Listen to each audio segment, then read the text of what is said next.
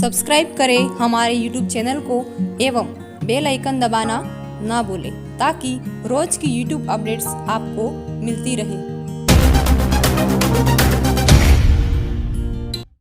रख तू हौसला ना डर तू किसी से, रख तू हौसला ना डर तू किसी से, मंजिल तो तेरे पास है बस उसे पाने की आस ना छोड़। आइएगा मित्रों, जुड़िएगा हमसे। आज स्वागत है आपका इतिहास विषय में। हम इतिहास के बारे में कई महत्वपूर्ण जानकारियां सीखेंगे और तथ्यों के माध्यम से इतिहास को जानने की कोशिश करेंगे। चलिए मित्रों, जुड़िएगा हमसे। देखिए, इतिहास सबसे पहले क्या होता है, वो आपको मैं बेसिक सी बातें बता देता हूं। इतिहास होता क्या है, इतिहास किसे कहते हैं? तो जब से मनुष्य ने लिपि लिखना शुरू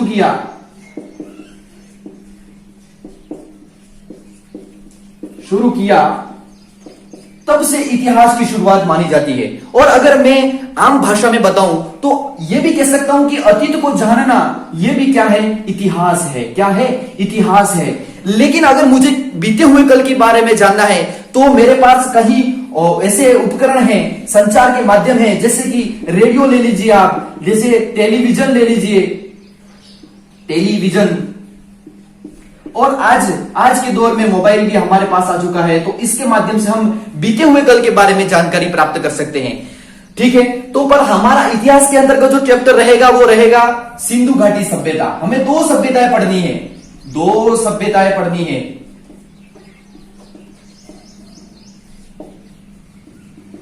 जिसमें पहली जो सभ्यता है वो सिंधु सभ्यता और दूसरी जो है वो है वैदिक सभ्यता।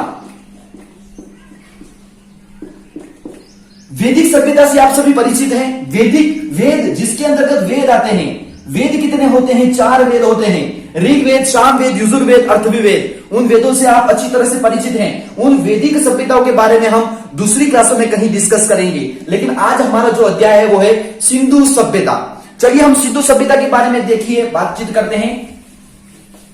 हम पढ़ेंगे सिंधु सभ्यता। सभ्यता को देखना है तो सबसे पहले हम यह समझेंगे कि सभ्यता किसे कहते हैं। ठीक है, जैसे कि आज मान लीजिए आपकी आज जो सदी चल रही है वो 21वीं सदी का दौर चल रहा है। आज कौन सी सदी चल रही है? 21वीं सदी चल रही है, आप सभी जानते हैं।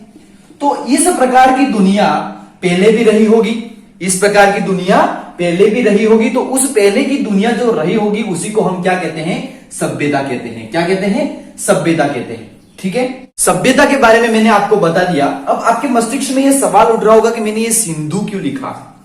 तो सिंधु के अंतर्गत हम बातचीत करते हैं। देखिए सिंधु, देखिए आप पहले भारत का मैप ध्यान रखना है आपको। भारत का मैप हर जगह बहुत काम आएगा, बहुत उपयोगी भी है। और देखिए सिंधु जो है, देखिए ये नदी है, वो कौन सी नदी है? सिंधु नदी। कौन सी नदी है? सिंधु नदी। तो इसके किनारे पर हमारी जो सभ्यता है वो पनपी है, जिस कारण से इसका नाम हम यहां देखिए सिंधु सभ्यता लिखा है, तो मैं इसका नाम थोड़ा बदल कर लिख लेता हूं, सिंधु नदी घाटी सभ्यता। क्या कर देता हूं? सिंधु नदी घाटी सभ्यता। तो जिस कारण से नाम बहुत अच्छा हो गया हमारा। ठीक है, तो इसके किनारे पर ही हमारी सभ्यता क्या है? पनपी है, जिस कारण से हम इसको क्या कहने लगे? सिंधु घाटी सभ्यता कहने लगे। ठीक है, आगे देखते हैं। अब देखो, एक मैं आपको अच्छा यहां पर एक क्रम बताना जा रहा हूं। देखिए 1826, 1856, 1861, 1904 और 1921-22। तो इनके बारे में हमें पूर्ण रूप से बातचीत करनी है। 1826, 1856, 1861, 1904 और 1921 से 22, यही क्रम रहेगा और यही पूर्ण रूप से आपको ध्यान रखना है। देखिए हम इनके बारे में एक एक की बात करते हैं। अब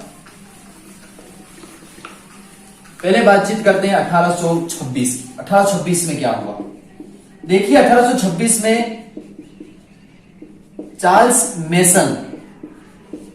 मेसन द्वारा क्या किया गया कि उनको क्या कि एक टीला मिला, जो टीला उनको दिखा, लेकिन उनकी बातों पर उन्होंने अपनी बात कहीं किताबों में भी छापी, लेकिन उनकी बातों पर किसी ने ध्यान नहीं दिया। ठीक है, यह बात आपको नॉर्मल ध्यान ध्यान रखनी है आपको कि उनको एक टीला ऐसा कुछ दिखा होगा, कहीं वो गए होंगे उधर भागों में, लेकिन उनको उस बातों पर ज्यादा किसी ने ध्यान उनकी बातों पे नहीं दिया।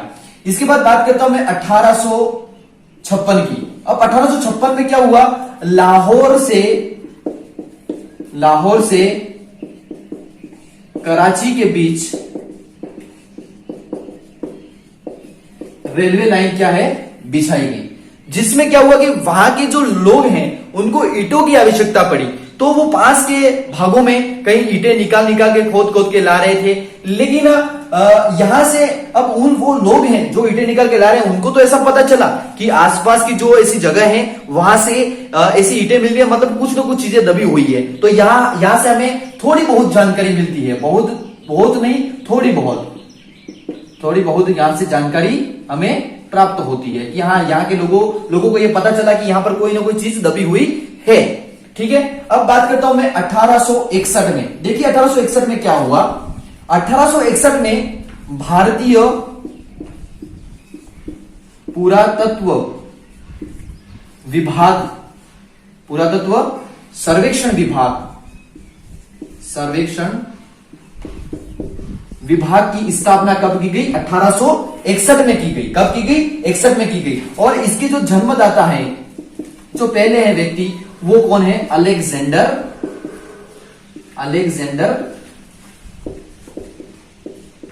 कनिंघम। इनको क्या बनाया गया, पुरातत्व विभाग सर्वेक्षण का क्या बनाया गया, पहले व्यक्ति है, और इनको ही हम जन्मदाता कहते हैं। इन्हीं को बनाया गया, अध्यक्ष बनाया गया। ठीक है, अब क्या होता है कि इन्होंने भी उस जगह पर जाकर क्या किया, अवलोकन किया वहां पर जाकर कि हाँ, यहां पर कुछ न कुछ ऐसी चीजें हैं। लेकिन आगे जो है इन्होंने ध्यान, इनके द्वारा भी इतना नहीं दिया गया, सरकार के द्वारा भी ध्यान नहीं दिया गया। तो फिर क्या होता है, 1904 की बात करूं तो 1904 में क्या किया गया कि भारतीय सर्वेक्षण विभाग, जो भारतीय पुरातत्व जो विभाग है, सर्वेक्षण विभाग, उसके नए अध्यक्ष बनाए गए किसको, जॉन मार्शल को बनाया गया। किसको बनाया गया, जॉन मार्शल को अध्यक्ष बनाया गया।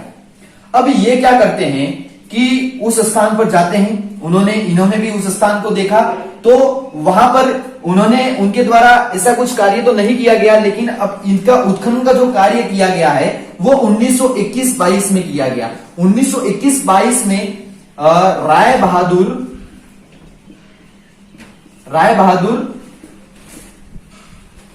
दयाराम साहनी द्वारा उत्खनन का कार्य करवाया गया। अब देखें कि अब ये जो नाम सिंधु नदी घाटी जो सभ्यता दिया गया, वो जॉन मार्शल के द्वारा दिया गया। कैसे दिया गया, देखिए मैं आपको इधर बता देता हूं, इनके द्वारा नाम कैसे दिया गया।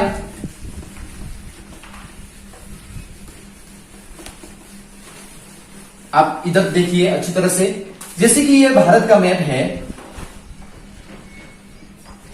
ये हमारा क्या हो गया, भारत का नक्शा हो गया। सबसे पहले जो स्थान खोदा गया था वो है हड़प्पा। क्या खोदा गया, हड़प्पा, जिस कारण से सिंधु घाटी सभ्यता को हम क्या कहते हैं, हड़प्पा सभ्यता भी कहते हैं। और दूसरा जो स्थान खोदा गया वो तो खोदा गया था मोहनजोदड़ो। क्या खोदा गया, मोहनजोदड़ो। और तीसरा जो स्थान है वो है चनहुदड़ो। ठीक है, चनहुदड़ो। ठीक है, ये तीसरा स्थान, ये तीन स्थान उस समय खोदे गए थे और उत्खनन का कार्य किया गया था। तो सिंधु नदी के किनारे पर स्थित थे, तो जिस कारण से जॉन मार्शल ने इसका नाम क्या दे दिया था कि ये क्या है, सिंधु नदी घाटी सभ्यता है। लेकिन कहीं विद्वानों के मतभेद हुए। क्यों मतभेद हुए, क्योंकि अब जैसे हम उत्तर की तरफ आते हैं, सिंधु नदी घाटी के उत्तर की तरफ, इधर की तरफ आते हैं, पूर्व की तरफ आते हैं, तो यहां पर उत्तर में भारत में मांडा जो है वो कहां पर है, जम्मू कश्मीर में। जहां पर जो नदी है वो कौन सी है, चिनाब नदी। तो यहां पर भी कहीं स्थान मिले ऐसे। दक्षिण में जाते हैं तो दक्षिण में कौन सा, देमाबाद महाराष्ट्र में है। जो प्रवरा जो नदी है, प्रवरा नदी के किनारे ये भी मिला देमाबाद। यहां से भी कुछ स्थान प्राप्त हुए। तीसरा यहां बात करूं मैं यूपी में आलमगीरपुर, जहां से कुछ स्थान यहां से प्राप्त हुए, ये जो है वो हिंडन नदी के किनारे पर है, ये भी बात आपको ध्यान रखनी है। और यहां पर अगर मैं पश्चिम की बात करूं तो यहां पर एक स्थान है सुत का गेंडोर, सुत का गेंडोर, यहां से भी कई स्थान प्राप्त हुए। तो सुत का गेंडोर जो है वो दाशक नदी के किनारे पर है, ये भी आपको ध्यान रखना है, ठीक है। तो इस तरह से एक त्रिभुजाकार आकृति में एक हमें पूर्ण तरह से सभ्यता के बारे में कई प्रकार के साक्ष्य और अवशेष प्राप्त हुए, ठीक है। तो अब हम कह सकते हैं कि जॉन मार्शल ने यह बताया था कि ये तो सिंधु घाटी सभ्यता है। तो विद्वानों के मतभेद हुए, तो इसके बाद क्या हुआ कि नाम में बदलाव के बारे में बातचीत की गई।